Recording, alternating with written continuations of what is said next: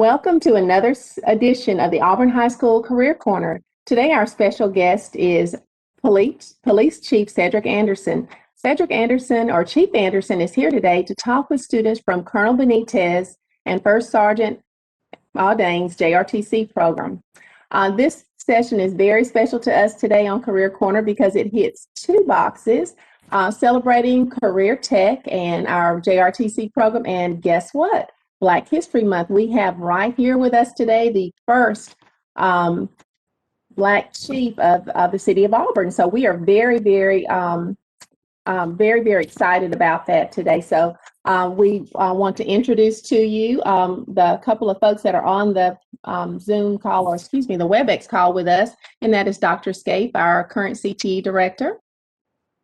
And also, as you see, the wonderful students in the JRTC program and our very special guest, Chief Anderson. So without any further to do, we're going to ask Chief Anderson if he wants to go ahead and give us a little spiel about his story. I know that you guys will all find it interesting today. Hey, good morning. As you already been told, I'm Cedric Anderson. I am the Chief of Police of the Auburn Police Department, and I want to thank you for allowing me the opportunity to meet with you this morning and talk to you a little bit about who I am and what we are doing here at the Auburn Police Department. I am a 28-year veteran of law enforcement. Have spent the majority of my law enforcement career working at the Auburn Police Department, and it has been a opportunity of a lifetime. One of the things that I remember about the questions you guys sent was it talked about success and what was my definition of success. And I think that my career has, to me, been leading towards that. I haven't got there yet, but it's been leading towards it. I think success is one of those things that you're prepared for, and I've been fortunate. I was able to have a lot of great mentors along the way. I've stood on the shoulders of some men and women in this profession who were truly giants, and they saw something in me that made them want to invest in me and help me along in my career. And it has benefited me and brought me to where I am today.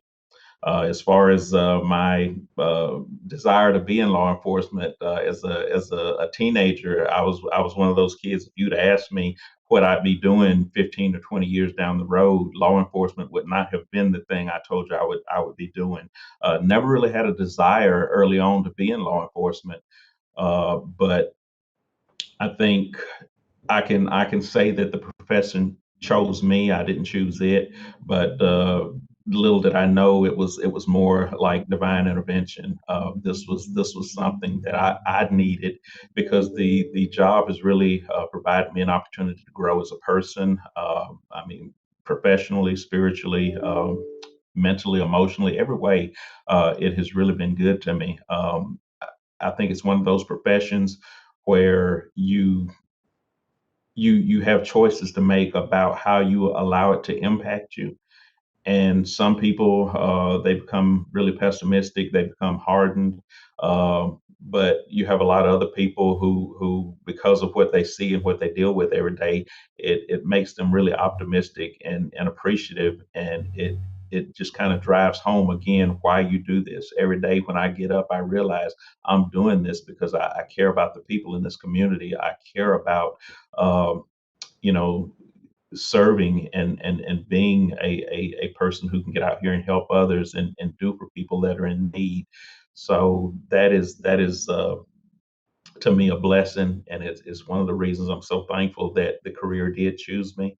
And I'm hoping I can hang in here for at least another couple of years and get the next generation groomed up and ready to step in and take my place.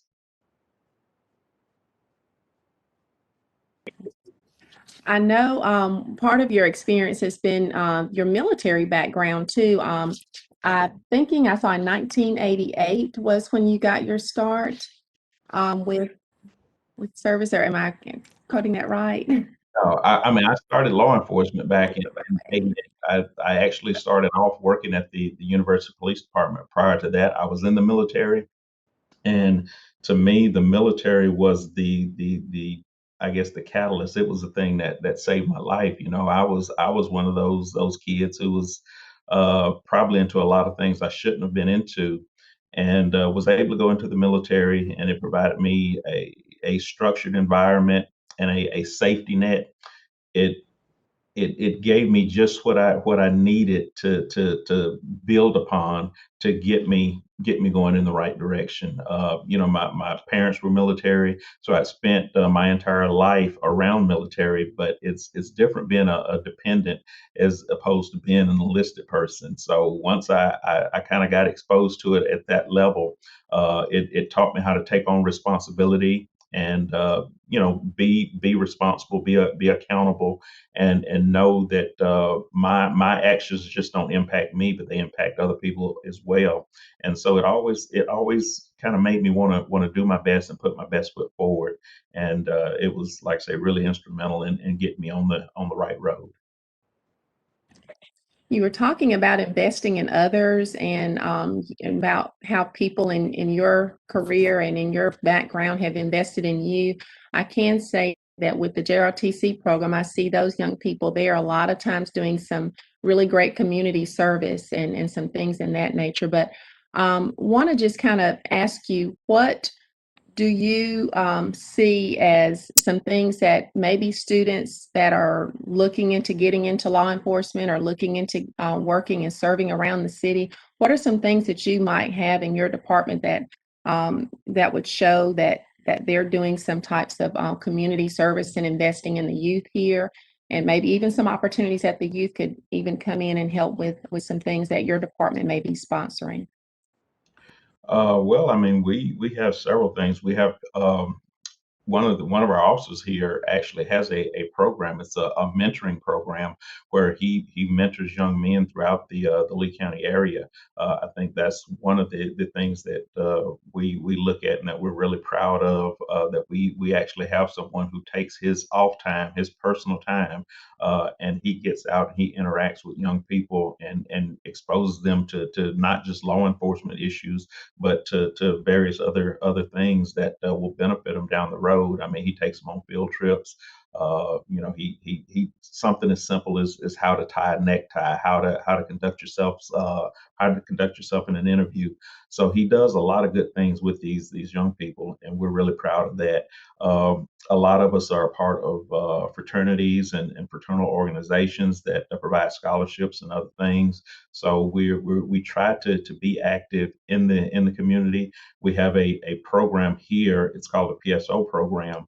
I don't think anyone listening now would be young enough to participate, but once they finish high school, if they're going to attend an accredited college, we have something called a public safety officer program. It's a PSO program, and these young people are college students, and they work here at the police department in a part-time capacity. And what we do once they enter this program, we pay their tuition. So we have a version of it. Our fire department has a version of it in our communications section, which these are all three different divisions within the public safety department. We all have a program that assists some of the young people in our community who are trying to obtain an education. And these programs help them to realize whether or not they have an aptitude for law enforcement. It gives them the ability to build a resume. You have something that you can put on your resume that indicates you've done something more than just go to school. And not only does it pay your tuition if you're selected to be in the program, it also gives you a stipend if you maintain a certain GPA. So it's some incentive there to do well. And we've been really fortunate. We've had a number of the young people that have come through the program go on to actually start working here in law enforcement and have actually risen to the level that now they're supervisors. And so we see that progression. So to me, that's the way we invest. We're taking people and we're showing them the way we do things here at the Auburn Police Division, and giving them an opportunity to apply it once they get hired on here. I really like that grow your own. And that's something, one of the reasons that we're doing this series too, is so that our students here at Auburn High School, they don't have to feel like they've got to run somewhere else across the world or across the country even to have a great place to work and a great place to live. Auburn is a wonderful, wonderful place. So I do want the students to make sure that you're hearing that the public safety program, they do offer that, the three divisions, the fire, the police, the communication. We will have a panel with them on too. And you guys have been so great with the city to have participated in the past when we did have our career fair in the past five years, or even just showing that program. So we're very, very thankful for that. Dr. Scape, do you have any questions, or students, do you have any questions? I don't want to be the person monopolizing the conversation too, but I can talk, but you all have some questions out there too. Y'all don't hesitate, don't sit back. Good morning. No, I do not. I've just wanted to sit and absorb. And thank you very much, Chief Anderson. This has been awesome. And you too, Ms. Marshall. And good morning, JROTC class. So very impressed, and this is wonderful, wonderful. Thank you. Thank you. I think we got some coming up with a question, and if you all would, that would be awesome. There you go, sir. Yes, I have a question, Chief. What do you enjoy most about your job? Wow, I mean, there's so much to enjoy about the job, and I think just over the course of my career, depending on where I was, it was something different to enjoy.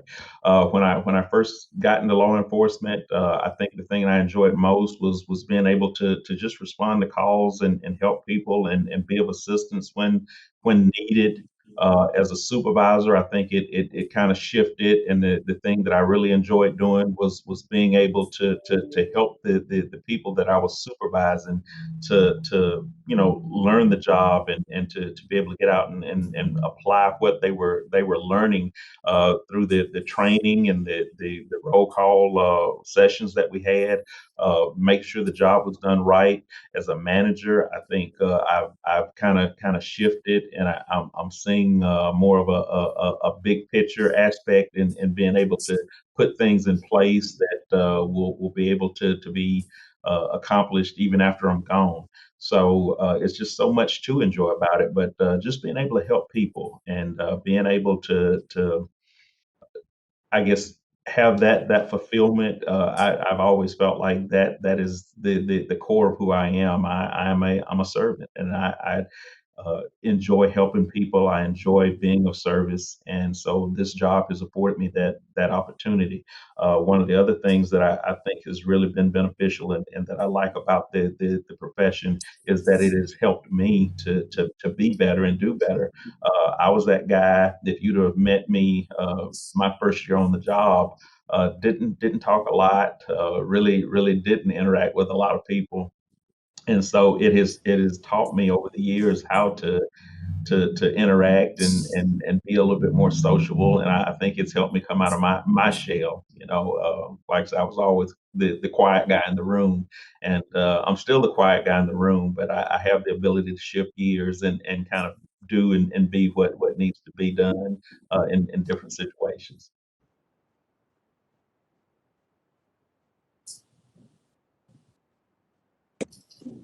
Okay, there's the next question.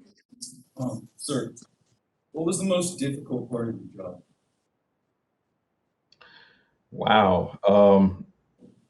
There are a lot of difficult parts to the job. I think whenever you're in a position where um, you're not able to do enough, or your efforts didn't yield the outcome that you would hope they would. That's disappointing. When you see some of your fellow officers hurt, harmed, or injured, that is a very low point. If you've ever experienced a loss of a family member, to lose someone that you work with in this profession. When we say that we're family, we're not just talking. A lot of people throw that out there about coworkers, and it sounds almost like a cliche when they do it, but to us, we really mean that. We spend the majority of our waking time with the folks that we work with here. We work a 4-day work week, 12-hour shifts. So you're spending 12 hours of each day with these individuals. So the bonds you create and the relationships that you build are really strong.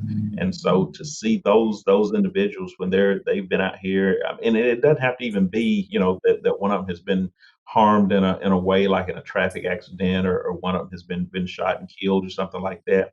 But to see them when they're just at a low point based on mistreatment by someone else. I mean, if you've ever seen a coworker spit on, or if you've ever seen a coworker hit or something like that, the hurt and the pain that it causes you. So those are to me some of the low points and the moments that I think I've thought about maybe changing careers, but fortunately, those are short lived. We don't have a lot of them, and you overcome it and move on.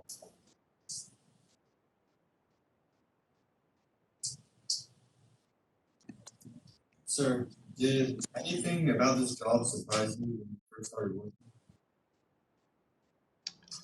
I'm sorry. Say it again. Did anything about this job surprise you when you first started working? Well, I think the thing that surprised me the most is the perception that people have.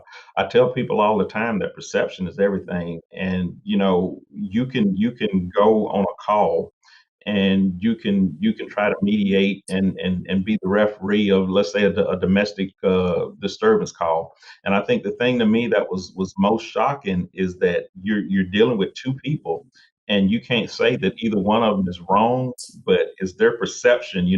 They're seeing what their view of it is, that they're right and the other person is totally off base for what they're doing or what they're thinking, and vice versa. So I think people's perception to me just really amazes me, how uh, we can walk into a room and everybody can kind of take in the whole setting, but when they step back and you ask them, well, what did you see or what did you experience, it's going to be something different. So I think people have been, to me, the most amazing thing. To see them sometimes at their worst, and we do see a lot of people when they're at a low point in their life. um, it it teaches you, it helps you to grow and realize that it's whatever your situation is not usually as bad as you think, and just about any situation is overcomable. You can overcome just about any obstacle, any hardship, if you just keep the faith and keep pushing.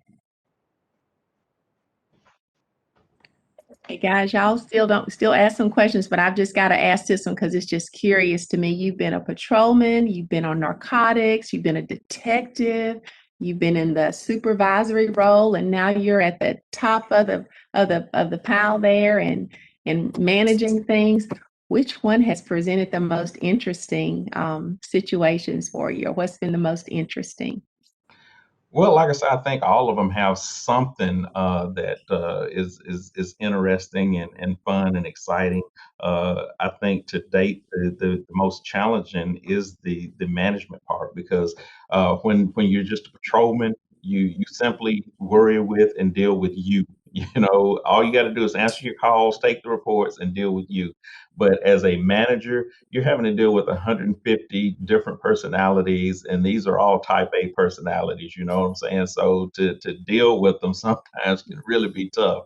But I think that it's a challenge that helps you to grow, because you realize that they're just people, you know what I'm saying? And a lot of times just wanting to be understood, wanting to hear a reassuring voice and that kind of stuff.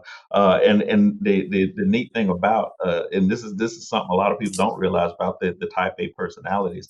They're just like anybody else. They just a pat on the back or a hug sometimes it breaks the ice, and it just means the world to them. So these officers walk around and they act like they're really big tough guys and big tough women, but underneath, most of them are really sensitive and caring folks, and you have to be able to connect to that side of them. And as a manager, to be able to do that with so many different personalities, to me is challenging, but it's also a lot of fun. Well, let me just make a statement right here too. We have two folks who are first in our city of Auburn. Dr. Scape is also the very first African American career tech director in that position too. So this is special, and I know she was just like woo-hoo on some of the things because and students, you'll know, and I often tell people too, leadership is just not being the boss. It's not. It's you've got two people here. I can tell you from experiences with both. Both of them have heart. Both of them have ascended to these positions because they care for people. And when you show those types of characteristics and you don't hesitate to rise in a lot of things. But what other questions do you guys have out there? I know, gosh, I'd be asking a bunch of questions, or they're going to give y'all a bunch of work out there if you don't ask some questions. I have a question. Okay. What skills do you think would be most important for this job? Repeat that a little bit louder. Sorry. What skills are most important for your job? I would have to say the skill and the ability to just interact and have compassion for other people. That is at the core of what we do and who we are. If you can't go out and just interact with someone and show a little bit of compassion, a little bit of empathy, then law enforcement probably is not for you. Um, the other thing, I think we're becoming a really technology driven society.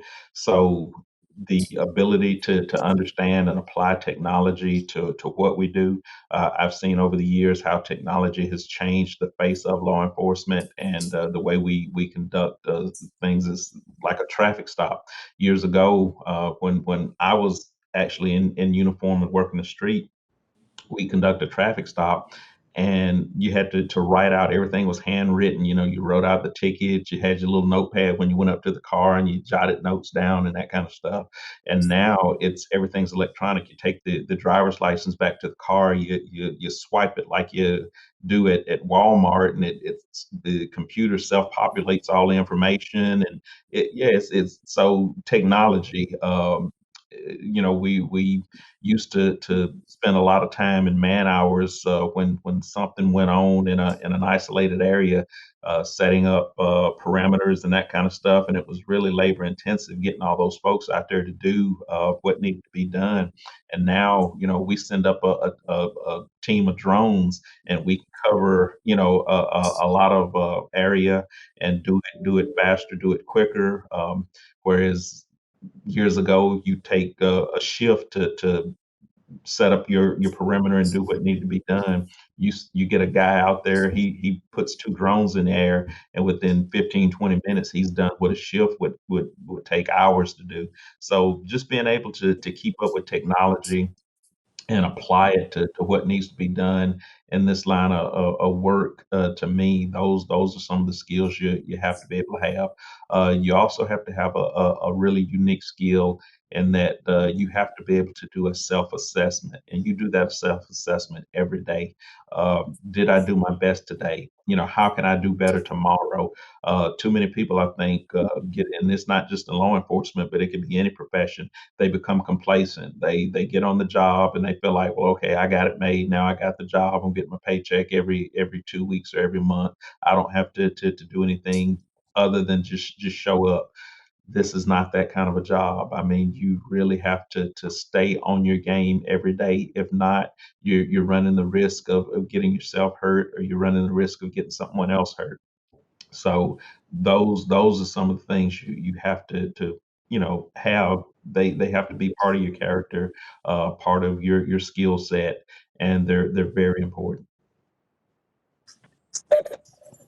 Which will also go into lifelong learning. I know it's been a long time. I don't know if you guys still use those laps in JRTC. I may just be dating myself on that, but looking at professional development and continuing to learn, what are some things that you do, Chief Captain Anderson, as far as Chief Anderson? My goodness, I've known you for too long, but Captain Anderson, as far as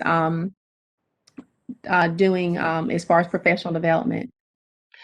Well, I mean, with us, we're required by the state to do continuing education every year. We have to get so many continuing education hours. So training, just anything that we're interested in this profession, there's training that's offered. So we try to make sure that we get the CEUs in. Um, there are usually certain topics that are just trending.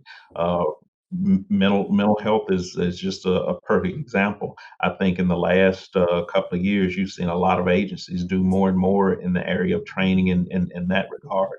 So training is one of those things, but beyond that, education. Right now, I think there's not a lot of places that require a college degree to be a law enforcement officer. The majority only require a high school diploma or a GED. The majority of our officers here have college educations. I think we're well over 50%. I think the last time I checked, we were 60+% of our officers have at least a college degree.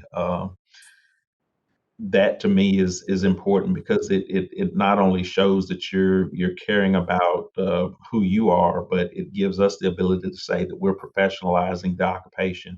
I'm hopeful that one day that will be the standard here, that we will be able to put that on our job announcements, that if you don't have a college education, there's really no need to apply, because it gives you that unique ability to interact with different people. It gives you the opportunity to bring something new and different to the table. We have people here that have some really diverse degrees. We have guys that have engineering degrees. We have people that have uh, communication degrees. We have a secretary here who actually has a degree in computer science. So that type of diversity in education, we draw from that, and it helps to make us better. So like I say, education is keen. It is really important. I was never a great student when I was in school, K through 12. Never really had an interest in it, but realized once I got out into the workforce that it was one of those things that was going to help me. And I made a commitment. I told you that the military is one of those moments. It was just a big awakening for me, and it really did save my life. And I can remember, going into the military, thinking, every day I'm gonna try to be a little bit better. I'm gonna try to do a little bit better, and that became the thing that pushed me to go to school and pursue a college degree, is because I felt like that would make me better. Not so much that it was something I was gonna use on the job at that time, but it was just me. I was trying to develop Cedric Anderson. I was trying to make the person better. I have a question. Are there a lot of job opportunities in your career?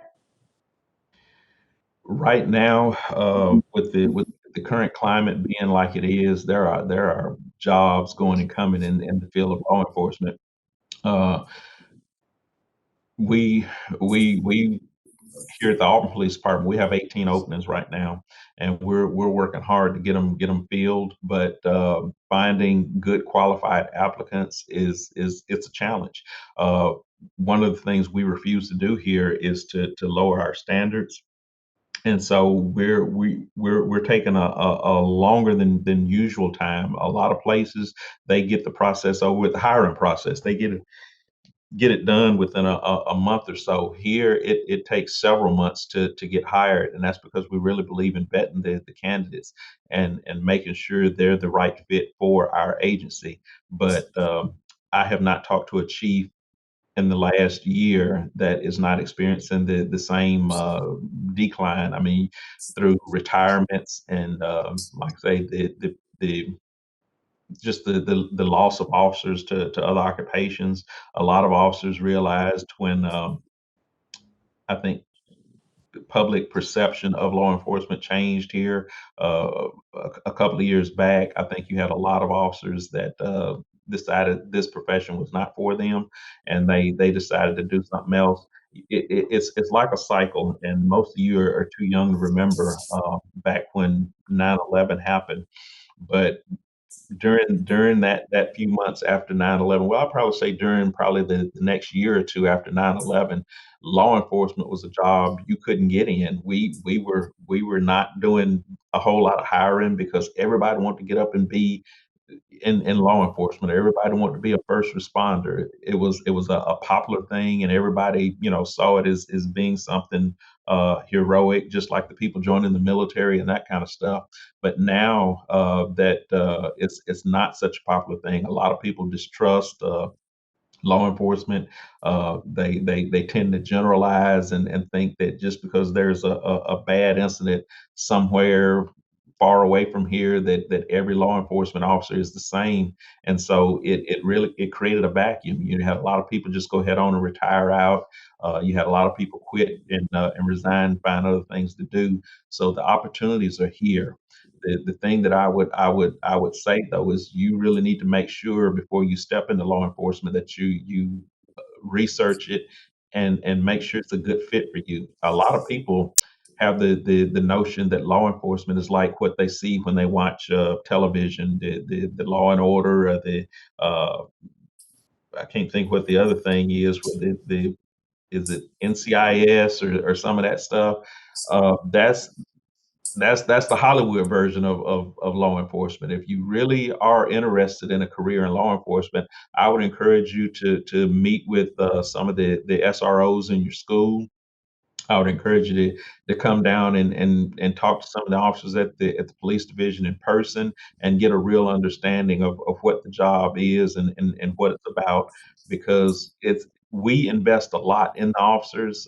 Like I said, it takes us months of vetting and interviewing and that kind of stuff to get them on board. Then they go to the academy.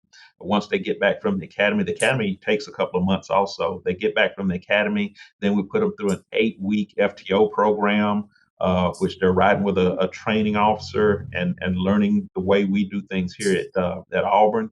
And then they have a year-long probationary period. So we have really invested a lot in the officer by the time they end that probationary period. And so you really want to make sure before you invest that kind of energy and time, and I'm talking about from the applicant standpoint, that it's for you, because that's a lot of time and a lot that you have to go through, a lot that you have to sacrifice to realize that this job isn't for you. I've got a question. How have your goals changed as you progressed in your career? Well, that's kind of an interesting question. I think when I first got into law enforcement, my goals were really simple. My goal was to pay my bills, and that's how I ended up getting into this line of work. I needed a job, I had bills to pay, and my goal was to get a paycheck and pay my bills. But as I've kind of gotten further and further into this career, uh, my goal now is to leave the Auburn Police Division better than how I inherited it. I think that a lot of people don't realize that the Auburn Police Division has a reputation, not just locally, but across the state, across the region, as being one of the best law enforcement agencies anywhere. And I'm not saying that because I'm a part of it. If you go anywhere and you talk to law enforcement officers that are part of any organization that has heard of Auburn or has worked with Auburn, most of them will tell you the same thing, that the Auburn Police Department is second to none, and the police service that we provide, the people that we hire. So the challenge for me, the goal for me, is to leave it better than the way I inherited it, and that is, like I say, putting things in place that I may not be able to achieve, but knowing that the generation that comes after me will pick that torch up and continue to carry it and get those things accomplished. One of the things was what I just mentioned a little while ago, maybe getting the police division to a point where we can actually require that all applicants have a college degree. I would also like to see us become a training hub. We have Auburn University right across the street. We have a number of people here that have certification in so many different areas. So I would like to eventually see us get to a point that would be a goal, and it is a goal I've expressed to the command staff, that we get to a point where we can be a training hub. People recognize the Auburn Police Division not just as a great police department, but a place that you can go and get some outstanding training in different areas of law enforcement. I have a question. hmm If you're not in this career, what would you do instead? Well, I thought about that the other day, and it's going to sound silly, but I think if I were not in law enforcement, if I had a profession that I could choose, it would be a school teacher. And the reason being, I've had the opportunity over the last couple of years to interact with not just you guys, but some of the younger students at Dean Road and Wrights Mill Road. I get an opportunity to go and read to them and interact with them that way. And I love it. It is like therapy to me. It's something that I find it's really fulfilling, and I could do it all day, every day. And if somebody would just give me a sandwich to eat, I wouldn't even ask a paycheck for it. It's to me, it's that much fun. So teaching, I think, would be one of those things I would enjoy. Probably back when I got my master's degree, I was able to do some adjunct teaching for one of the state colleges, and I think that was a whole different twist for me to be able to stand up and talk about what I do every day, because I taught criminal justice courses, to talk about what I do and to see other people have an interest in it, and then at some point, probably midway through every semester, you would see the light bulb starting to come on. You would see people starting to understand what it was you've been talking about all semester, and they would start using the jargon and the terminology. And towards the end of every semester, towards the end of the course, you saw the transition. You saw people who actually grasped the concepts and the theories and things that you were talking about, and that is really, it's rewarding, it's really fulfilling.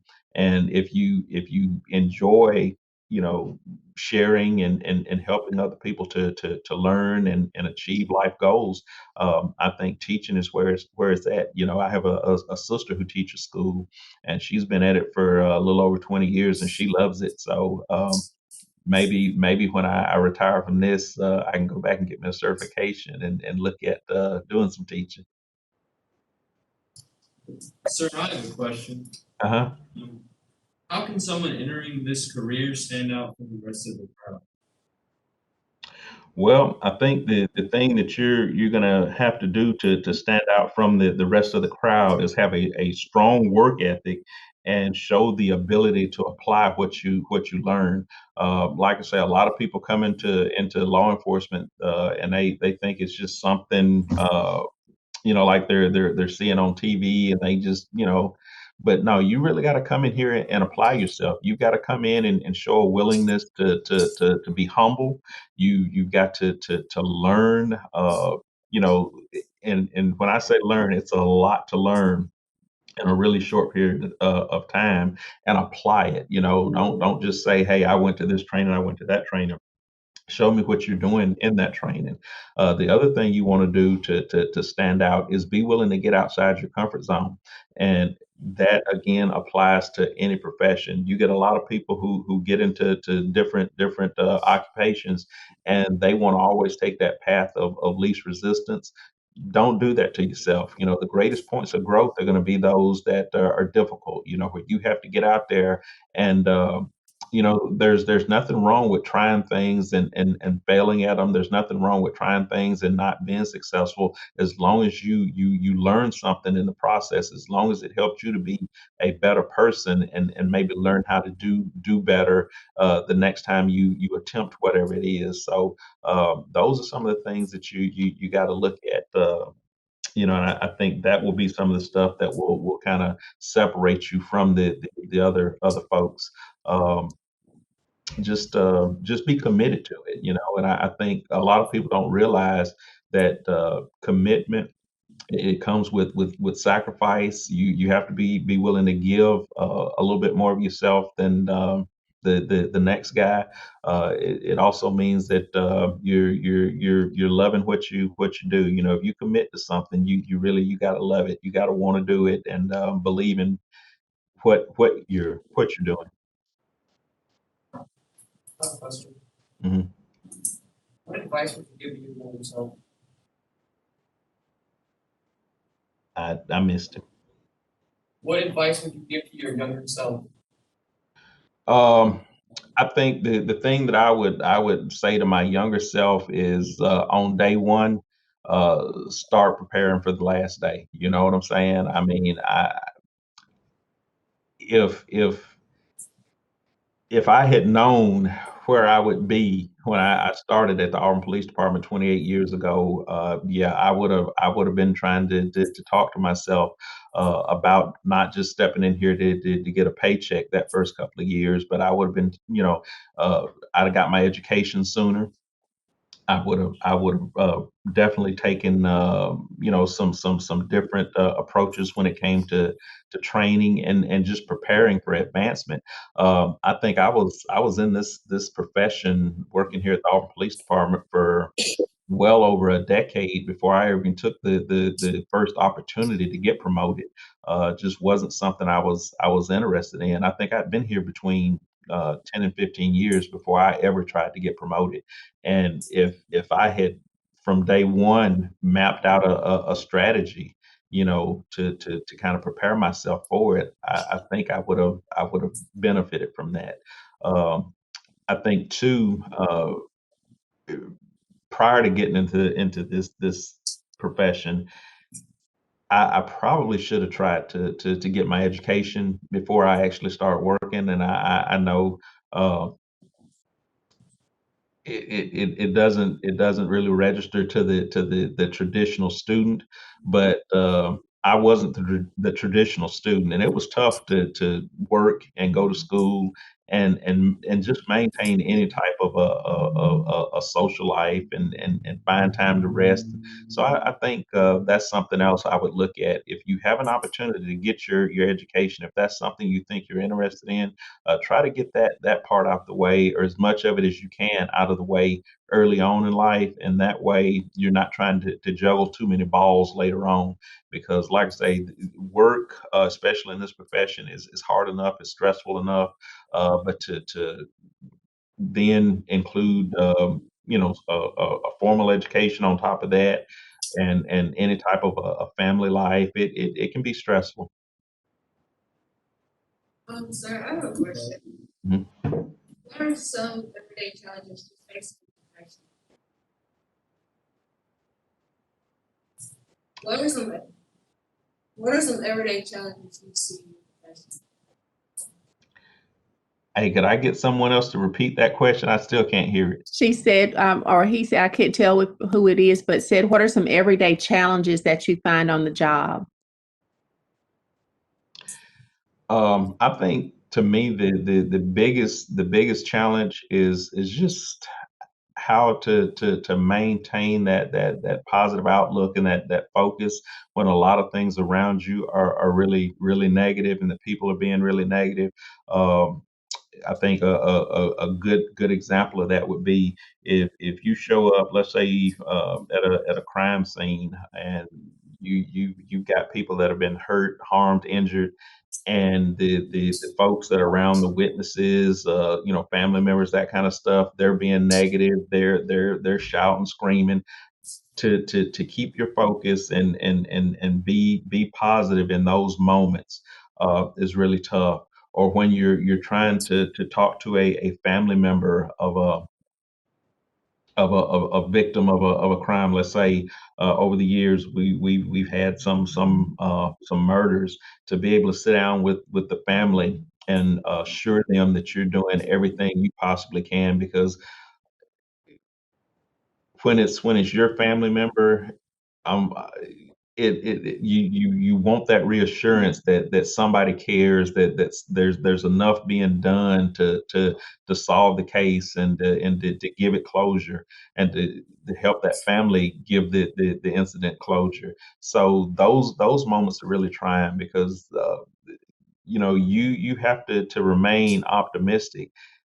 Sometimes when there may not be a whole lot of hope. I believe in the guys that work here. These men and women are fantastic. They're true professionals. I know that they're going to do everything they can to bring things to closure and to help it have a positive outcome.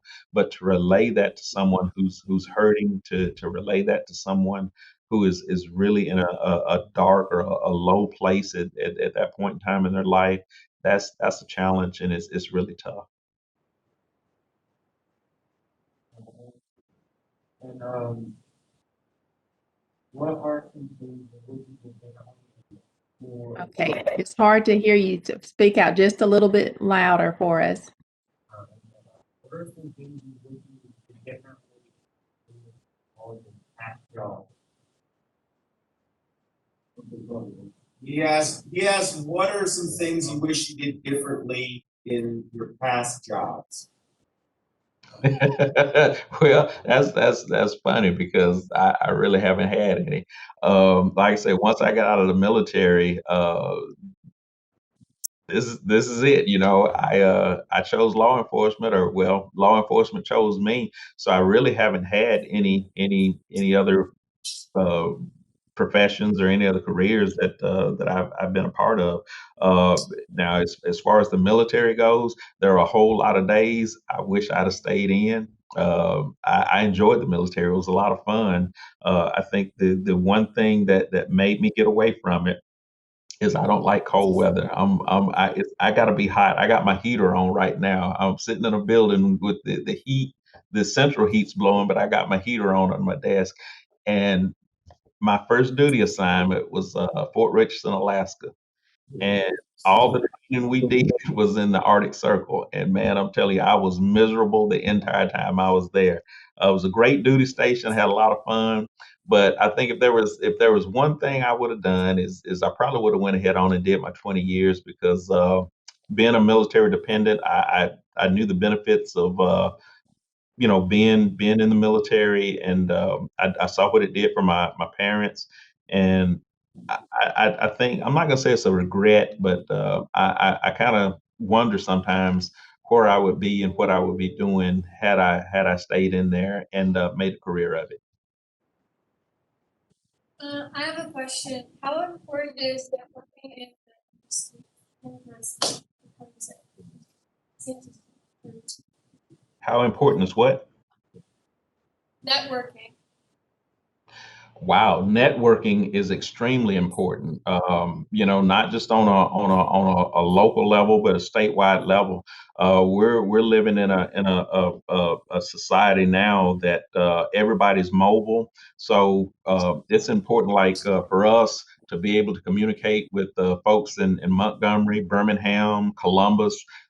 Those networks are important to us, and we're in the process now of changing over our radios so that we can we can actually talk to Montgomery, and they can talk to us. So everybody in this region, hopefully within the next 5 years, we will all be on the same radio system. That's a form of networking. But for investigative purposes, our guys have to be able to network and talk to one another. There's a term. It's called I think it's linkage blindness, and that used to be a real problem many years ago in law enforcement, where everybody was just operating in their own little bubble, and nobody was talking outside of their police jurisdiction. It was a cultural thing. It was I guess a privacy. We're going to handle ours, and you handle yours. But once people realized how important it was to reach out and go outside that bubble, they realized the benefit to getting things solved and getting things done. It's important to me now to network with other chiefs.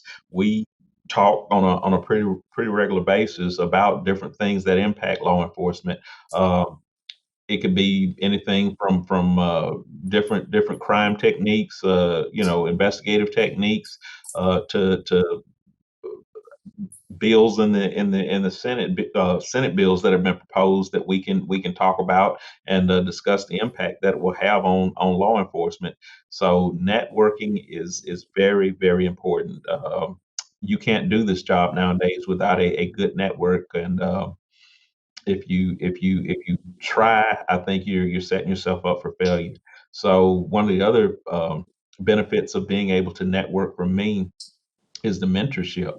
Uh, I'm able to reach out to people beyond here that have many more years of law enforcement experience than I do, and they're able to help me to navigate some of the areas that I'm encountering for the first time. So yeah, whatever profession you find yourself in, make sure you network. Make sure you use that network also as a opportunity to be mentored by people that have gone before you and have experienced a little bit more than you have, that will be willing to share their experience so that you can benefit from it. And I just want to throw something in for just a second, if I would, especially in this time where we're not able to really connect with each other. You all in Colonel Benitez and First Sergeant Aldain's classes, you have great mentors there that know your experiences, and you see how Chief Anderson benefited from the relationships that he had in his career. So think about the opportunities that you all have as students right there to establish those relationships and draw on the experiences that both of the gentlemen in your classes have to offer to you. So like I said, Chief Anderson just had such good points there for sure. So I got one. Is there anything that you did in everyday life that has helped you reach success in your life? Is there anything that you did in everyday life that has helped you reach success in your work? Yeah, and it's really very simple. I pray. I pray daily, and just allow the Lord to guide me and lead me. We have a staff meeting here uh, every Monday morning. The command staff comes together, and we talk about what we're planning for the week. We talk about what went on over the weekend. We kind of strategize and map out how we're gonna get some things accomplished. But at the end of every one of those staff meetings, we pray. Uh, our patrol officers, they have a roll call before they go on shift, and at the end of every one of those roll calls, they pray. So to me, prayer is that thing. It has gotten me through so much, and it's just it's the one thing that I can say for sure that sustains me during those dark periods, during those moments that it's just like you just don't know how you're gonna overcome it. You don't know how you're gonna fix it and make it work. But prayer has always made a difference. Chief Anderson, I've got, first of all, I just want to say your response to that last question was right on point. I did I know myself and First Sergeant are definitely in that same boat. We know the power of prayer, and I just think it's a testament to you and why your department is doing such a wonderful job for our community. So, but I've got a two-part question. The first is, you spoke about your prior military experience. So what percentage would you say of your department is prior military and had some maybe military police background before they came in? And then the second part of my question is, I've always been curious, when does a shift start and when does it end? I know you said it's 12 hours.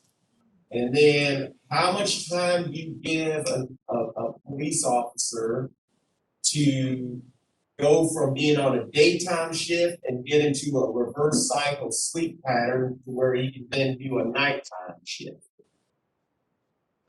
Okay.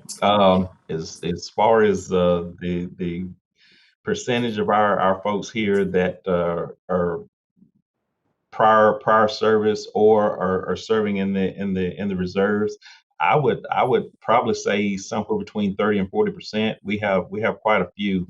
Matter of fact, we have a number of guys that are actually on deployment right now, and it is one of those things that you kind of look for when you're looking for people to hire that you think are going to be good, solid employees, good, solid law enforcement officers.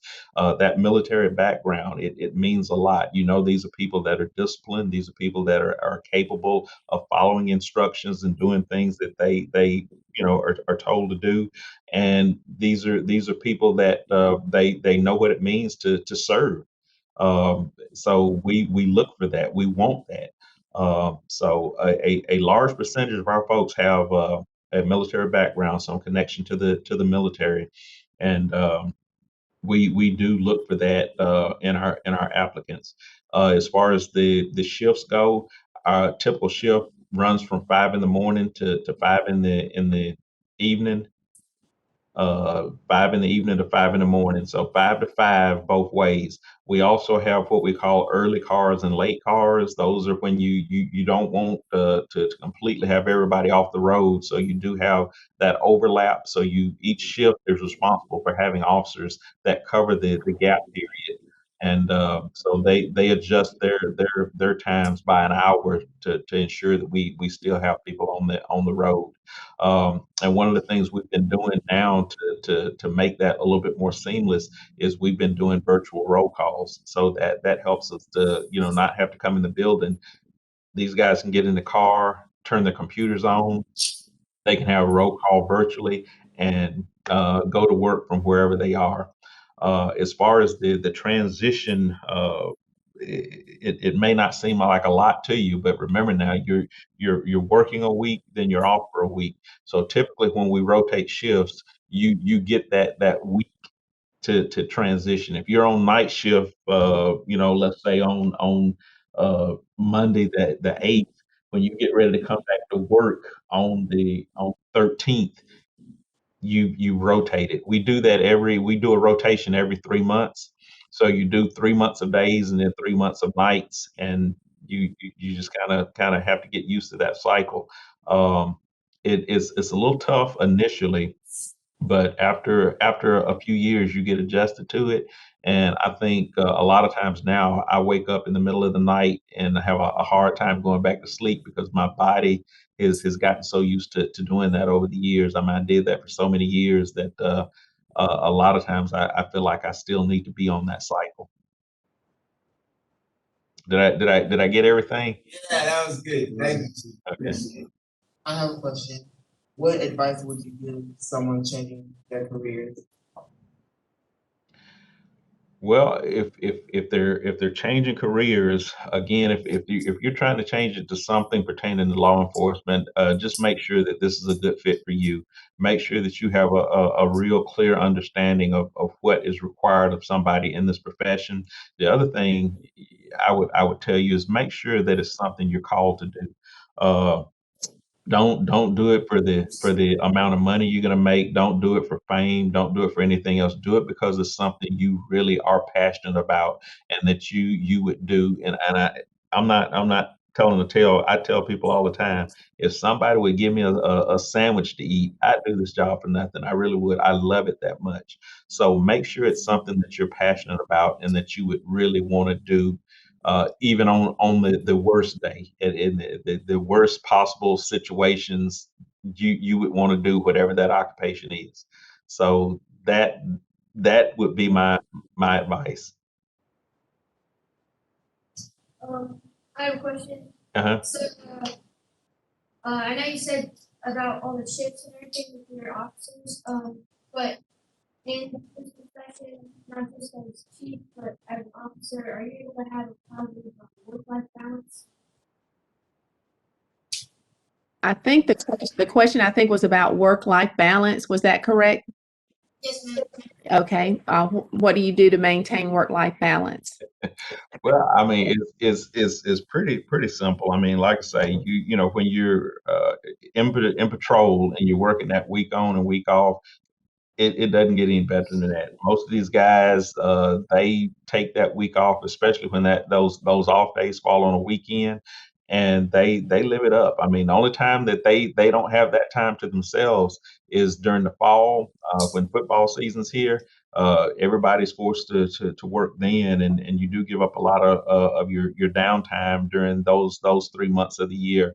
But outside of that, striking that balance isn't as hard as you think it is. It becomes a little bit more difficult when you get into the investigative section because they lose a day. They work 4 on and only have 3 days off. So it becomes a little bit more of a challenge then. Uh, Administratively, we work 5 days a week, so we only get the 2 days off.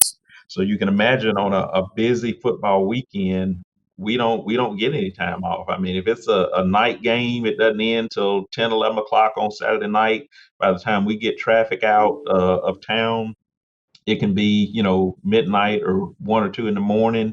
We get home, we get a little bit of rest, and Sunday you in recovery mode. Monday you're back to work. So it's a challenge sometimes, but it's like with any job, you learn how to make that adjustment. Uh, Most of us, like I say, we've done it long enough that it's almost like second nature. So it's not as difficult as you think it is. You just have to know what your priorities are and when to prioritize. And you all, we're going to take just one more question. I know we are so appreciative of Chief Anderson being here today, but we did tell him a specific amount of time too. But we are going to take the last question there. Thanks. What's the best question you can ask like in an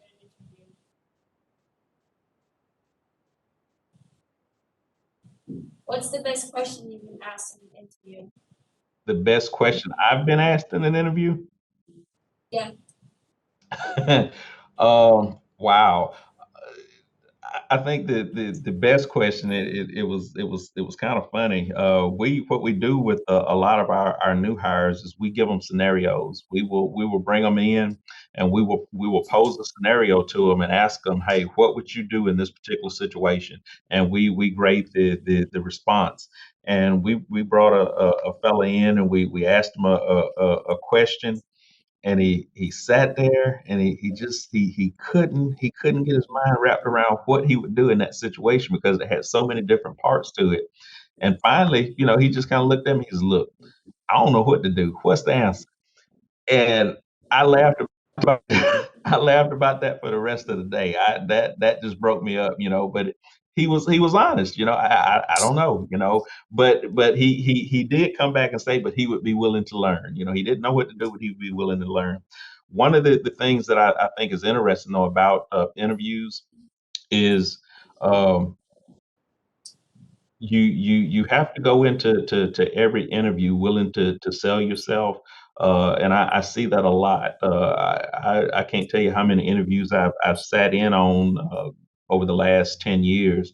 But what I don't see in a lot of instances, and this is really true with the ones who typically don't get hired, is they lack that ability to come in and sell themselves. You got to remember during that interview, this is your opportunity. This is your shot to impress upon whoever that employer is.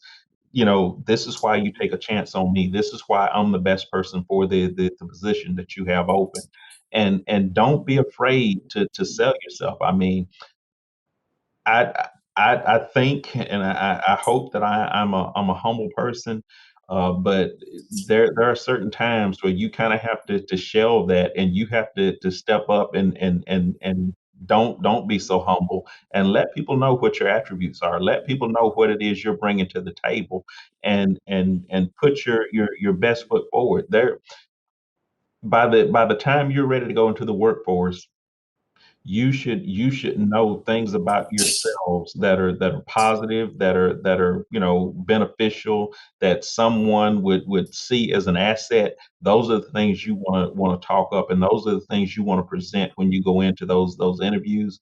So go in there and don't sell yourself short. Go in there and put your best self forward, so that the people that are interviewing you will be willing to take that chance on you and invest in you, because that's what you're asking them to do. You're asking them to invest in you, and give you an opportunity to be the best employee, the best you that you can be.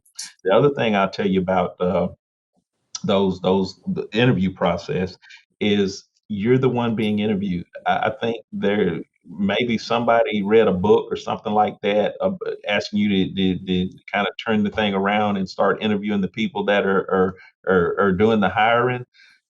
Not such a good idea. I mean, you may want to ask one or two questions, but do this too. When you go in for an interview, do your research. Have that already done. Don't go in there and ask questions that have or should have been researched by you. I've had people come in and ask me, well, is this a part-time position, or is this? It's like, hey, come on, you should have. That was on the announcement. You know what it is. What's the what's the work day consist of? What is this? Some things you can find out on your own, and you don't have to come in, because to me that shows you took time, you cared enough to research enough about the organization and the position you're applying for, that you're not going to have to sit there and ask questions that have already been the answers already been provided for.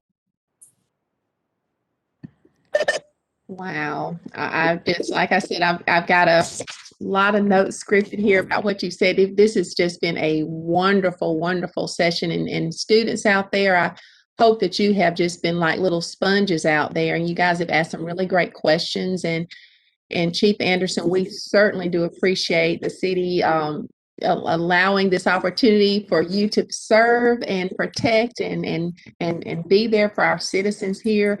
I know you got a servant's heart. I know that educator is in you, and everything that I've ever seen you do has just been done with such excellence, and we appreciate you sharing that with our students. And you guys are just very, very fortunate to sit here and listen to Chief Anderson today. And we thank you on behalf of our high school here, Auburn High School, Auburn Career Technical Education, and our wonderful, wonderful JRTC instructors and our students. Thank you for joining us today. And we are going to sign up for another segment of Auburn High School Career Corner.